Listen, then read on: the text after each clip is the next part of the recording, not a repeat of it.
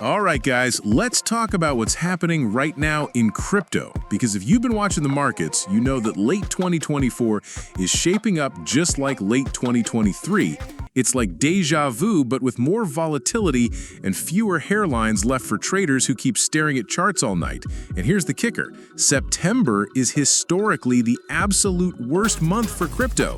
If the crypto market had a horoscope, September would be like, stay inside, don't make big decisions, and definitely don't check your portfolio.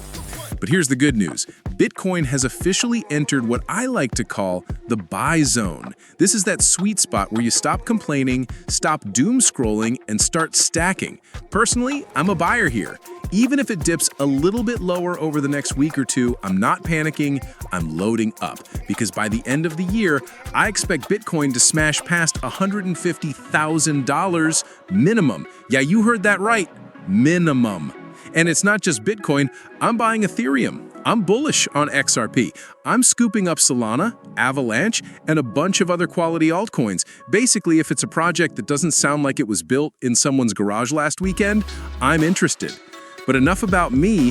What are you buying right now? Drop it in the comments because I want to see who's stacking smart and who's out there buying Shiba Inu Forever Moon coin. Now, here's where it gets spicy. You might have noticed that certain very wealthy families, yes, even the Trumps, have been buying Ethereum and other top cryptos like it's going out of style. And you might be wondering why. Well, it's because they knew what was coming down the pipeline. They had the inside scoop. And now, it's actually official. The SEC chair, put in place by Donald Trump himself, Paul Atkins, is openly talking about creating crypto super apps. And you might be thinking, super apps? What the heck is that? Some Marvel movie spinoff? No, a super app is basically your one-stop shop for all things finance. Trading crypto, trading stocks, sending payments, holding assets, everything under one roof with one license. Imagine Coinbase, Robinhood, Venmo, and Tinder had a baby. Okay, maybe not Tinder, but you get the point. Adkins has already directed the commission staff to put together guidance and rule proposals to make this vision a reality. If this actually happens, crypto is about to get mainstream on a level we haven't even seen yet. But wait, breaking news alert. 70 publicly traded companies now hold a combined total of 4 million Ethereum. Yeah, 4 million. That's not just bullish, that's hide your grandma's credit card bullish. And the biggest treasury holder? Tom Lee's company. And he's not just sitting on it, he's shouting from the rooftops that Ethereum is only just getting started. Here's a stat that's gonna blow your mind. Ethereum just became the fastest asset in history to hit a $500 billion market cap. Faster than Facebook, faster than Bitcoin, faster than Exxon, faster than literally every corporate giant you can think of. It only took Ethereum 5.8 years to reach $500 billion. Nothing in history has ever done it this quickly. That's insane. And yes, right now Ethereum is pulling back a bit. But look, we've seen this movie before. Remember 2021? Ethereum hovered at its all-time high for weeks, teasing us like a Netflix cliffhanger before finally exploding into price discovery mode. Same setup this time. It briefly tapped a new ATH, then pulled back. Give it a few weeks and boom, it's primed to break out again.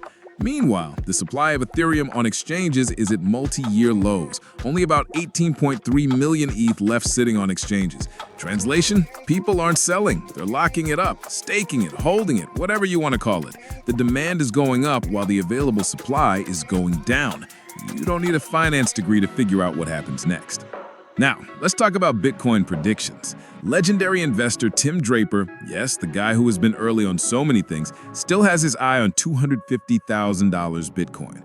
Now, to be fair, he's been saying this for a while, and let's be honest, he's been wrong a few times. But look at where we are. Bitcoin has already run from $15,000 at the bear market lows to over $120,000, without retail even fully jumping in yet. Let that sink in. This bull run so far has been carried by institutions, whales, and hardcore crypto degenerates like us. Retail hasn't even arrived to the party yet. Draper's logic is simple.